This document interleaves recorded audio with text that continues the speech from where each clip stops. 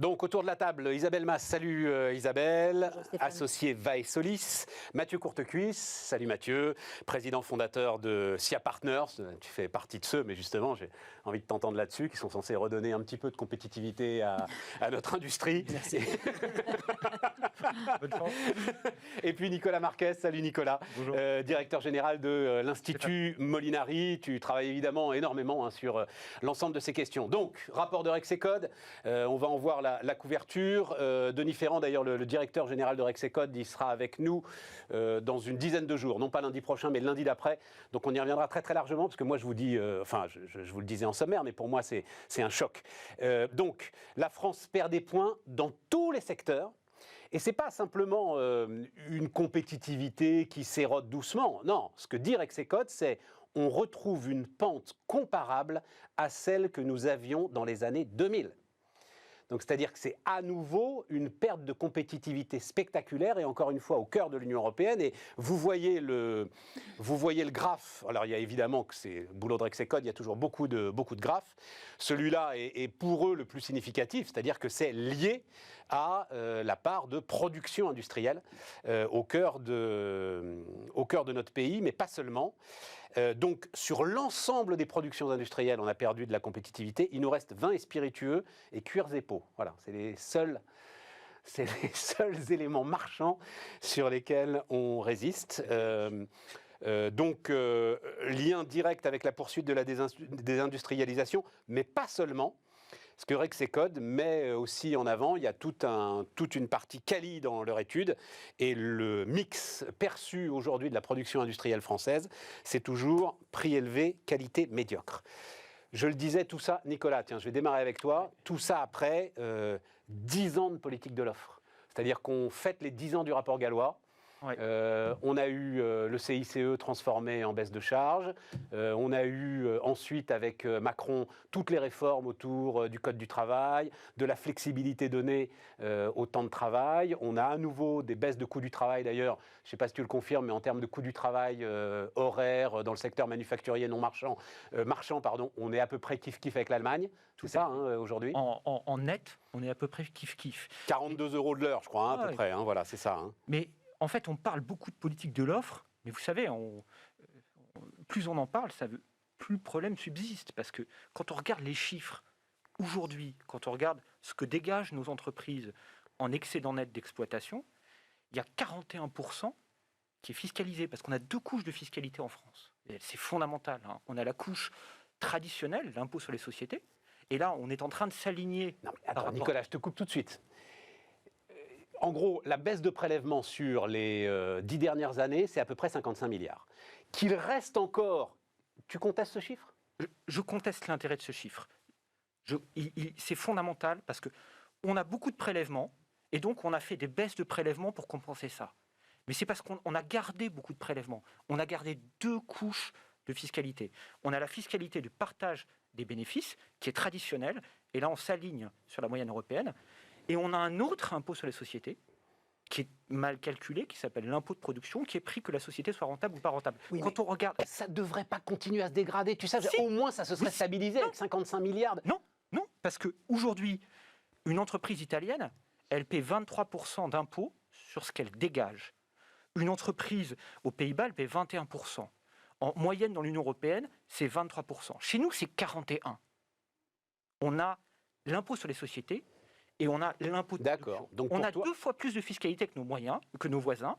Alors on parle beaucoup de politique de l'offre, parce qu'on a fait une petite politique de l'offre pour améliorer les choses, et elle va dans le bon sens, mais concrètement, l'écart de compétitivité reste majeur, parce qu'on n'a toujours pas traité le sujet des impôts de production.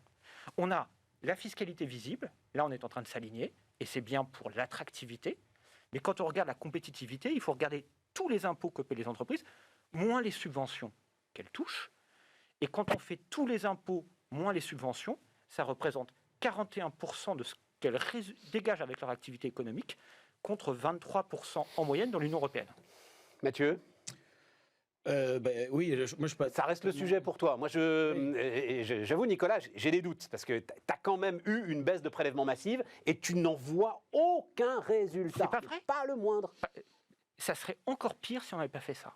Et Ah oui. d'ailleurs, si on a fait ça, c'était pour éviter que le chômage s'emballe. On aurait beaucoup plus. On a 1,3 million chômeurs en trop par rapport à l'Allemagne. C'est impossible de chiffrer, mais on serait à 1,5 million, 1,6 million, 1,7 million en trop. On aurait un chômage encore plus élevé. Donc on a limité les dégâts avec ces baisses, mais on n'a pas réussi à relancer la machine. Mathieu? Oui, moi je ne suis pas complètement surpris par ce constat. Et effectivement, le problème, c'est ce qui reste et ce qui est toujours bien pénalisant par rapport à l'ensemble des secteurs dans lesquels on peut travailler. Moi, je dirais qu'il faut distinguer attractivité et compétitivité. La bonne nouvelle, quand même, c'est que l'attractivité de la France s'est redressée sur ces 10 ans. Et ça, quand tu lis l'enquête de Rexecode, en fait, alors pardon, hein, mais elle est vraiment très fournie, c'est un vrai gros boulot qu'ils ont fait. Tous nos communiqués de victoire autour de nos investissements étrangers sont en partie remis en cause quand même. C'est-à-dire que tu as pas mal d'investissements immobiliers, quoi, en gros. Voilà. Mais investissement de production. Moi, je pense que de toute façon, c'est d'abord l'attractivité et ensuite la compétitivité. Il y a quand même un enchaînement mécanique entre les deux. Moi, je note aussi que, bon, il y a eu, effectivement, ça fait 10 ans qu'il y a des politiques de cette nature. Mais bon, la première partie était quand même assez peu puissante. Et puis surtout, je pense que là, ça fait que très peu de temps en fait qu'on a démarré la baisse des impôts de production et donc ça s'est fait en plein ça c'est vrai, tu peux pas en voir les effets et qu'on peut pas tout de suite voir les effets de cette approche là. Et le CICE c'est pas anecdotique quand même, mais c'est des dizaines de milliards qui ont été rendus à l'industrie, mais aussi pas forcément sur des emplois très qualifiés, hein. Donc c'est quand même il y a quand même des effets de seuil et que le problème au-delà des impôts de production, ça reste quand même la compétitivité du travail qualifié en France. Et qui Bruno Le Maire l'a évoqué récemment. Donc je ne sais pas si le président lui-même le prendra à son compte dans le programme, mais il y a un énorme problème de charge salariale sur les ingénieurs. Et donc, ça s'arrête, le CICE s'arrête à 2,5 SMIC, oui. C'est ça, c'est le chiffre que j'ai en tête. C'est c'est ça, c'est à peu près ça. C'est là où démarrent les techniciens. Et c'est là où démarrent les salaires industriels. Donc on a... moi, je suis pas totalement d'accord dans l'histoire de la politique de l'offre, quoi. C'est-à-dire qu'on a quand même travaillé plutôt à traiter le chômage de masse. Mais on n'a pas créé les opportunités sur le travail qualifié. Donc je pense qu'il faut se projeter sur la suite, c'est-à-dire qu'il y a quand même un consensus qui se dégage malgré tout sur le fait qu'il faut continuer la baisse des impôts de production. Moi je pense qu'à titre personnel, le meilleur plan de relance aurait été de les supprimer. Mais bon, en tout cas, on est dans cette trajectoire qui a été engagée. On a l'impression quand même que même si on se remet 5 ans en arrière, ça paraissait pas si évident que ça qu'on rentre dans cette mécanique-là. Là, on y est. Et quand même, je veux dire, après, les impôts de production, on sait aussi où ils vont, qu'est-ce qu'ils financent, et c'est pas si simple que ça politiquement à faire. Donc là, on est dans cette dynamique-là, et je crois qu'il faut rester positif de ce point de vue-là, mais il faut accélérer là-dessus, et puis travailler sur la baisse du coût du travail qualifié, parce que là, il y a un énorme problème. Isabelle. C'est vrai que quand on voit effectivement CICE plus récente baisse des impôts de production, mais aussi les lois El Khomri et les lois Pénicaud sur le droit du travail, très important, ça, quand même. Il y a eu les entreprises ont eu beaucoup d'avantages qui ont été remises dans leur camp. Et donc, mais c'était il y a 5-6 ans. Le CICE, c'est quoi 6 ans un gros projet industriel, on dit qu'il faut 7 ans pour le développer. Un vrai gros projet. Ça a plus de 7 ans, le CICE. Non, oui, voilà, c'est 2013. 7-8 ans, donc on en a les effets. Après, l'évaluation, quelle est-elle? Il faudrait qu'on ait l'évaluation pour voir si cet effet est direct ou pas, parce que là, on a du mal à le voir. Avec l'effet Covid, ça brouille aussi un petit peu, à mon avis, l'évaluation, parce qu'il y a de l'effet Covid dans ces chiffres-là aussi. Hein, donc, il y a ça. Mais après, l'idée, c'est qu'est-ce qu'on fait après? Donc on va continuer, a priori, il n'y a pas de raison qu'on ne continue pas, parce que le transfert des impôts de production vers d'autres impôts, je crois que c'est comme le transfert des charges sociales vers des impôts comme la CSG, etc., qui soient plus larges, avec une assiette plus large. Je pense que ça va continuer, c'est naturel, il faut le faire. Mais après, on a quand même un coût du travail horaire qui est équivalent à celui de l'Allemagne. Donc c'est bien qu'il y a un autre problème et qu'il n'y a pas qu'un problème de coût du travail horaire. Enfin, il y a le dernier bouquin de Cohen qui est sorti sur la souveraineté industrielle. Juste donner les chiffres quand même. Donc, c'est à peu près 42 € de l'heure le coût du travail horaire dans le secteur productif marchand. Les Italiens sont... J'ai 39 en fait. Hein, oui, enfin bon, allez, 39-40. Ouais. Les Italiens sont autour de 25-26. Oui, mais si tu te compares à l'Allemagne, on n'est pas loin. Mais si tu veux descendre à 26, laisse tomber. Quoi. Non, tu vois, c'est justement ce que je te dis. C'est ce que je te dis. Ouais, on est dans un coût qui est comparable à celui de l'Allemagne et qui sera jamais comparable à celui des PECO, des pays de l'Est, ou à celui de l'Italie. C'est pas la peine. Donc on est concurrent avec l'Allemagne ou les pays du Nord. Donc il faut produire des produits, ce que tu disais, de qualité. Monter en qualité. Donc on a un travail sur la recherche et sur la montée des compétences, qui est celui-là qui est à faire. Donc Eli Cohen vient de sortir son nouveau bouquin, je ne sais pas si tu l'as vu, sur la souveraineté industrielle. Il sera là lundi prochain. L'idée, c'est ça, c'est qu'est-ce qu'on va faire après? On va faire des batteries, on va faire des microprocesseurs, on va faire de la biotech, on va faire de l'industrie, d'accord, mais de l'industrie à valeur ajoutée. Donc, il nous faut des compétences à valeur ajoutée. de la formation. Nicolas, encore un mot là-dessus. Quoi. Parce que vous êtes tous assez confiants sur l'idée qu'on continue, etc. Et tout. Le problème, c'est que cette étude, elle donne des armes, et c'est certainement pas la volonté de Rexecode, mais ils sont honnêtes, elle donne des armes à l'ensemble de ceux qui disent on a trop donné aux entreprises, on a trop donné aux patrons, tout ça part en dividendes, etc. Enfin, tu connais le discours classique de notre pays, quand même. C'est vrai qu'il faut casser la caricature, parce que le CICE, ça a profité aux entreprises et ça a profité aux salariés. Ça a profité aux personnes qui n'ont pas perdu leur emploi. Concrètement, et tu as raison, ça se mesure pas. On raisonne toujours un peu comme avec une dichotomie stupide. Certains pensent qu'il y a les impôts payés par les entreprises et les impôts payés par les ménages. En fait, économiquement, c'est pas vrai. On est d'accord. Quand on augmente la fiscalité sur une entreprise, qui paye ? Il y a 3 types de personnes qui payent. C'est ou le consommateur, s'il est prêt à payer plus cher, clairement. Et donc, la critique sur les produits français, c'est qu'ils sont plus chers. Pourquoi ils sont plus chers ? Parce qu'il y a plus d'impôts. Et dans certains cas de figure, les consommateurs acceptent de payer. C'est où le salarié, s'il est prêt à participer, à travailler dans cette entreprise pour moins cher. Et clairement, on parle beaucoup de pouvoir d'achat. C'est pas étrange dans un pays où on fiscalise beaucoup. Il y a beaucoup d'impôts de production. Donc clairement, ça veut dire qu'il y a moins pour payer le salarié. Ou l'actionnaire. Et l'actionnaire, comme il est mondialisé, il n'est pas prêt à prendre la perte. Donc finalement, quand on fiscalise trop des entreprises, avec trop d'impôts de production, trop d'impôts sur les sociétés, c'est souvent le salarié qui trinque. Alors tu nous amènes à nos... autre chose à rajouter, Mathieu, là-dessus ? Parce que tu nous amènes très bien à aux 2 autres sujets qui sont connexes, parce que qui sont en partie liés. Donc effectivement, tout ce qui tourne autour du pouvoir d'achat, donc là ça y est, c'est principale préoccupation pour 52% des Français, Ipsos Le Monde. Alors il y a une enquête de l'UNSA. L'UNSA, c'est pas... vous n'êtes pas obligé de connaître l'UNSA d'ailleurs, parce que c'est pas le syndicat le plus connu, mais c'est certainement pas le plus révolutionnaire. L'UNSA, moi je me souviens quand à l'époque on discutait avec Sophie de Menton chez Éthique, Sophie m'avait dit une fois, c'est les seuls avec qui je peux parler. Voilà, l'UNSA, c'est vous dire que quand même, les gars sont quand même assez centristes, peut-être même un peu à la droite de la CFDT. Donc, enquête de l'UNSA auprès de plus de 40 000 salariés, dont une majorité de syndiqués. Et c'est là où c'est quand même super intéressant. Parce que, donc, forte demande de hausse des rémunérations, l'acceptation de la contrainte de modération salariale en lien avec le chômage ne passe plus. Je trouve ça, c'est le premier truc qui m'intéresse beaucoup. Et ils mettent le revenu minimum à 1 789 €, c'est-à-dire au revenu du salaire médian. Oui, mais c'est exactement ce que tu dis. Si effectivement, tu allèges un petit peu le poids de l'État et la différence entre le brut et le net, tu peux sans doute arriver à un salaire qui serait considéré comme légitime. Mais cette idée que ça ne passe plus, là, parce qu'il y a eu ça aussi, dans ce qu'on a donné à l'industrie, c'est quand même aussi 10 ans d'austérité salariale. Ça t'intéresse, Mathieu ? C'est-à-dire dire arrêtez de nous raconter n'importe quoi. L'idée qu'avec des salaires bas, on lutte contre le chômage, on n'y croit plus.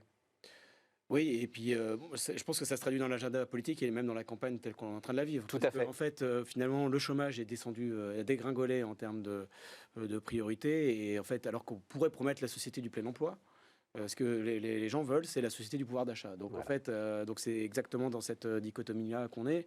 Et au fond, les programmes des candidats sont bien là-dessus, alors que sur un plan macro, on sait qu'il y a trop de pouvoir d'achat en France. Donc par rapport à la compétitivité réelle et les évolutions de la productivité dans la durée, etc. Donc il y a une équation assez... Comment tu dis, attends, parce que la phrase, elle est quand même provocatrice. Là, il y a trop de pouvoir d'achat. Comment est-ce que tu mesures le fait qu'il y ait trop de pouvoir d'achat ? Macroéconomisme, enfin, on voit bien qu'il y a, dans la balance des paiements courants, il y a un problème. Bon, voilà, donc il me semble que c'est... Parce que cet argent sert à acheter des produits chinois, quoi, pour résumer le truc. Quoi. On voit bien qu'à chaque fois qu'on fait des plans de relance, ou si on donne du pouvoir d'achat, ça va aggraver notre déficit extérieur. Donc bon, on le sait. Oui, mais à ce moment-là, tu peux dire il y a trop de pouvoir d'achat, ou tu peux dire il y a un mauvais mix productif au sein de notre pays. Qui fait qu'on achète pas ce qu'il faut. Non, mais c'est... Voilà. Non, mais c'est sûr. Mais bon, là, en tout cas, on est face à cette, je dirais presque un impasse politique, parce que c'est un discours responsable et difficilement entendable dans le contexte qu'on a aujourd'hui. Ouais. Et quand on regarde le partage de la valeur ajoutée, il s'est déformé avec plus pour les salariés. Tu sors ça d'où, Nicolas ? Parce que moi, je vois sans arrêt une grande stabilité de ce partage de la valeur ajoutée. Eurostat. D'accord. On prend la valeur ajoutée nette, une fois qu'on a neutralisé l'aspect destruction de capital fixe. Et on voit quoi ? On voit qu'on a un peu plus pour les salariés en France qu'ailleurs. Et on voit que l'excédent que réalise l'entreprise, il est 2 fois moins élevé. Donc en fait, on a un tissu économique dont la rentabilité fond, comme neige au soleil, clairement, elle est 2 fois moindre qu'ailleurs. Et en partie au profit des salariés. En partie au profit des salariés et surtout au profit de l'État. Parce qu'on revient à notre couche de fiscalité d'impôt de production, je suis désolé. Ça, on ne lâchera pas là-dessus. Elle est béante. Et Molinari, non, je dis un mot pour ceux qui savent, mais Molinari, à chaque fois, ça fait une polémique que j'adore d'ailleurs, parce que ce calcul, on a le droit de le faire pour les ressources que l'on prend à la planète Terre, par exemple, mais on n'a pas le droit de le faire pour les impôts. Et donc, tous les ans, Molinari, vous le faites tous les ans, on le fait tous les ans. Voilà, Ouais. tous les ans, Molinari calcule le jour à partir duquel on commence à travailler pour soi. Tout à fait. Alors ça c'est la présentation quand on veut faire du buzz. Nous, on calcule ça avec EY, dans toute l'Europe, tous les ans. On regarde ce que paie l'employeur et ce que touche le salarié. Et on voit qu'on est quasiment les champions. En France, il faut 120 € de charges et d'impôts pour avoir 100 € de pouvoir d'achat. Alors, il y a les Autrichiens qui nous battent. Il faut 120 €. Donc, ce qui veut dire que 100 € de salaire net, ça coûte 220. Exactement. Voilà. Et dans le reste de l'Europe, en moyenne, c'est 185. Il faut que l'entreprise sorte 185. C'est la mère de toutes nos 100 batailles. € de pouvoir d'achat. Donc on a le sujet à la fois sur les entreprises et à la fois sur les salariés. Et clairement, c'est notamment le choix de notre modèle social. On finance toutes les retraites qui sont la première des dépenses. On les finance toutes en répartition. Ça veut dire qu'il faut systématiquement appeler tout en prélèvement. On va en parler après des retraites, Nicolas. On va en parler après. Cette question pouvoir d'achat. Moi, sur l'UNSA, ce qui m'a intéressé, c'est une autre question Isabelle. qu'ils ont posée, c'est que, en fait, la plupart des sondés, 50%, enfin 48% citent l'encadrement des prix des premières nécessités et des loyers. Tu comme parles quoi, du moyen, sondage UNSA, là UNSA, comme un des moyens de reconquérir du pouvoir d'achat. Il y a ceux qui disent qu'il faut augmenter les salaires, effectivement, et puis il y a ceux qui disent, en répondant sur deux, qu'il faut encadrer les produits de première nécessité. Et ça m'a fait penser à aujourd'hui une autre étude qui est sortie, parce qu'il n'y a pas que les partis politiques qui font des programmes il y a aussi des associations, et UFC Que Choisir publie ses 22 propositions pour préserver le pouvoir d'achat. Vas-y. Et qu'est-ce qu'ils disent ? Ils disent qu'il faut encadrer ou limiter ou en tout cas réduire les coûts dans la banque, l'énergie et la grande distribution. Bon, que des services, parce que réduire les coûts chez Renault, où ça sera plus compliqué, c'est plutôt à Renault de le faire. Alors dans la banque, on évite, ils n'ont pas tort, on évite les frais de rejet les frais de rejet de chèques, les remboursements, les doublons Non, mais c'est la tous banque, les frais bancaires qui sont un peu contraints parce que tu changes pas de banque comme tu changes de voiture ou de chemise. Et donc ils disent voilà, il faut attaquer maintenant ces services. C'est ce que dit un peu l'UNSA. L'UNSA dit demander aux entreprises de réguler ou réduire le coût de l'énergie chez EDF. Donc il va y avoir aussi des débats là-dessus. D'ailleurs, ça me surprend de l'FCQ parce que la grande distribution, c'est jamais. En plus, elle est encadrée aujourd'hui par 2 lois, donc on ne va pas vous imposer. Là, il suggère de deuxième... supprimer le seuil de revente à perte, ce qui est quand même bizarre, parce que le seuil de revente à perte, il a une raison d'exister. Mais non, mais surtout, il est supprimé le seuil de revente à perte. Là, je ne comprends pas. Encore. Interdiction de revendre un produit à un prix plus bas que celui à laquelle il a été acheté. Egalim 2. Non, il est supprimé. Egalim 2 supprime la revente à perte sur les produits non alimentaires. Peut-être. Tu vois. Mais toujours est-il qu'il le va y système de avoir promotion. aussi une demande, pas que envers il va y avoir une demande envers les entreprises pour les augmentations salariales, mais pas uniquement. Il va y avoir des demandes sur les tarifs, les prix de l'énergie, les tarifs bancaires, etc. Donc il va y avoir plusieurs demandes d'entrée. Parce que c'est vrai que vous dites que d'un point de vue macroéconomique, le pouvoir d'achat, disons que le consensus, c'est qu'il s'est stabilisé, voire a légèrement augmenté. Mais sauf qu'aujourd'hui, ça c'était hier. Aujourd'hui, on a quoi ? On a une hausse des prix de l'énergie, on a une hausse de tous les produits alimentaires importés, de tous les produits importés, de toute façon, quels qu'ils soient. Donc aujourd'hui, on a un problème de pouvoir d'achat. Et les gens ne regardent pas derrière, ils regardent aujourd'hui. Donc le problème du pouvoir d'achat, il est maintenant. Enfin, il est maintenant. Il est maintenant et demain. Il est en augmentation constante, le pouvoir d'achat depuis 10 ans. Il a augmenté. Quand tu as l'essence qui monte de 15% en 2 semaines, ton pouvoir d'achat, il est érodé tout de suite. Quand l'énergie, le gaz. Ça va durer 6 mois. Tout de suite. Ça va durer 6 mois, Isabelle. Non, c'est étonnant les quand même. Les produits importés, ça ne va pas durer 6 mois. Et puis, ce qui est encore plus étonnant de la part d'une association que, encore une fois, je pensais assez sérieuse, c'est les prix de l'énergie. Donc là, l'État est en train de dépenser 25 milliards. 25 milliards, je ne me lasse pas de répéter ce chiffre, pour bloquer les prix de l'électricité pendant 4 mois. Et là, il demande la suppression de la TVA sur l'énergie, sur l'électricité. Tu te rends compte les coûts que ça implique ? Bien sûr. C'est évident. Phénoménal. Mais ça montre juste un rééquilibrage envers une demande vers les entreprises sur le pouvoir d'achat. Mathieu ? Oui, non, mais je pense que si on veut rétablir du pouvoir d'achat, il faut remettre de l'efficacité dans la protection sociale. Donc là, et d'ailleurs, les candidats proposent très peu de choses, à part un petit peu de réforme de retraite, mais c'est assez marginal. Et il y a quand même cette question qui est fondamentale pour faire l'écart entre le brut et le net. À un moment donné, il faut remettre de l'efficacité. Donc Olivier Véran avait parlé de la grande sécu, des choses comme ça. Enfin, il y a un sujet d'inefficacité structurelle en fait des régimes de protection sociale. Donc ça, c'est quand même un point important. Et puis le deuxième point, c'est qu'il faut rappeler que le pouvoir d'achat, il peut augmenter à un moment donné qu'à la condition que les gens montent eux-mêmes en gamme. Et donc moi, j'ai présidé une task force au sein du MEDEF où nous, on a proposé en fait de défiscaliser la promotion. C'est-à-dire qu'en fait, quand tu fais une requalification, tu montes en salaire lié à un changement de poste, là, on peut te proposer une défiscalisation pour recréer l'incitation à se former. Parce que le problème de fond qui est derrière tout ça, c'est que même si tu te formes aujourd'hui, tu fais un effort, eh bien tu gagnes exactement la même chose après cette formation. Donc, tu n'as pas d'incitation à te former. Tout à fait. Et donc c'est cette logique de dynamique qu'il faut, c'est la mobilité sociale qu'il faut travailler. Et puis le dernier point, c'est sur le pouvoir d'achat, il y a un énorme problème. On parle de l'énergie, mais on n'a pas beaucoup de moyens de le piloter. Par contre, le logement, je suis désolé, mais on entretient de façon structurelle une pénurie de logements qui fait quand même inflater les coûts. Et en plus, on crée des couches normatives absolument délirantes par rapport à ce qui se passe dans d'autres pays. Là, pour le coup, c'est une responsabilité strictement nationale et qui plombe le pouvoir d'achat ressenti parce qu'on empêche des logements de se construire. Mathieu, je l'ai retourné dans tous les sens depuis 20 ans, notre crise immobilière. Tu ne sais pas par quel bout la prendre. Non. À la fin, tu retombes sur la responsabilité des maires, quand même globalement, qui bloquent le foncier. Voilà. Ce fameux adage, un maire qui bâtit est un maire battu. Voilà, il faut donner au préfet. Ah, ben, c'est ce que j'ai pensé aussi. Et là, tu tombes sur une impasse totale qui est que ceux qui pourraient le faire sont les députés, parce qu'il faudrait une loi pour créer un état d'urgence, tu vois. Sauf que ces députés, ils sont assez souvent maires, si tu veux. Et donc, ils n'ont aucune envie de voter, tu vois. Maintenant, ils sont détériorés. Ouais, mais ils ont des intérêts tels que, en fait, tu ne peux pas retirer. Et pour en avoir vraiment discuté en profondeur, mais notamment avec Alain Dinin, tu vois, le premier promoteur de France, retirer le permis de construire aux maires serait en fait une erreur.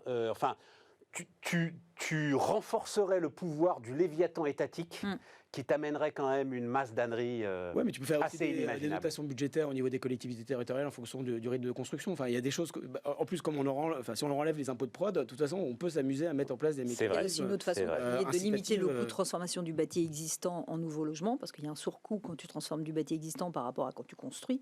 Et ce surcoût, c'est vrai qu'il pourrait être défiscalisé, ou il pourrait y avoir une incitation sur la transformation du bâti existant. Non, mais il y a énormément de choses à faire, mais en fait, tu sais jamais par quel bout le prendre. Mais pour revenir sur notre débat là, qui est, enfin pour moi, c'est la mère de toutes les batailles, cette histoire effectivement d'efficacité du système social.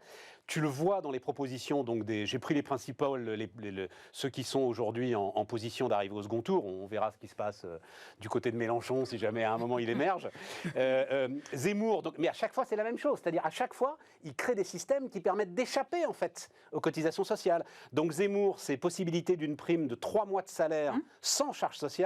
Pécresse, défiscalisation générale de toutes les heures supplémentaires après la 35e heure. Et Le Pen, exonération de cotisations patronales pour les entreprises qui augmentent de 10% les salaires jusqu'à 3 fois le SMIC en attendant le programme du président. Donc c'est ça, c'est l'idée qu'il faut sortir du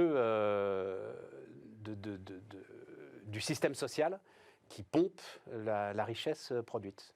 Ouais, mais sans le transformer, en fait. C'est-à-dire qu'en fait, c'est des mesures, mais qui ne sont pas transformées. Qui ne règlent rien. Qui ne règlent rien. Donc, marginal. C'est quand même assez effrayant. Mais moi je trouve qu'en tout cas, dans cette campagne, je trouve que finalement, la question économique, on a l'impression que c'est quasiment dépolitisé. En fait. Oui. Voilà. C'est pas une campagne économique. Enfin, non. Voilà. Et ça suit un quinquennat, finalement, économique qui est assez consensuel, en fait. C'est-à-dire qui correspond, finalement, à ce que pensent, en gros, les courants de pensée en France. Et c'est pour ça que moi, je ne suis pas certain qu'en tout cas, que la campagne... T'étais où pendant les Gilets jaunes, Mathieu? T'étais quelque part dans la jungle birmane à dire que les courants de pensée en France sont d'accord avec la politique économique de Macron? Les partis de gouvernement, on va dire. Ah bah voilà, oui. Ouais. Voilà. Le cercle de la raison, comme disait Alain Minck à une époque. Voilà, mais en tout cas, du coup, il n'y a pas d'antagonisme finalement sur les questions économiques qui sont posées. On voit que les questions, elles sont posées ailleurs, donc c'est un peu frustrant pour Bismarck. Mais non. C'est de fait, moi je considère pas un enjeu de campagne.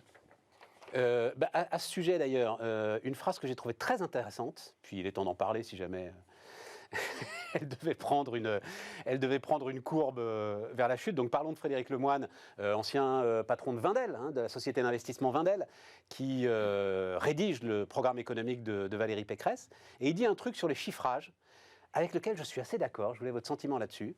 Donc en gros, on lui reprochait de ne pas avoir un chiffrage précis de l'ensemble des mesures mises en place par la candidate. Et il dit, ce sont des objectifs importants, mais on verra comment et à quel rythme les mener à bien. On ne peut pas écrire l'histoire du quinquennat mesure par mesure. Je suis assez d'accord avec ça, moi.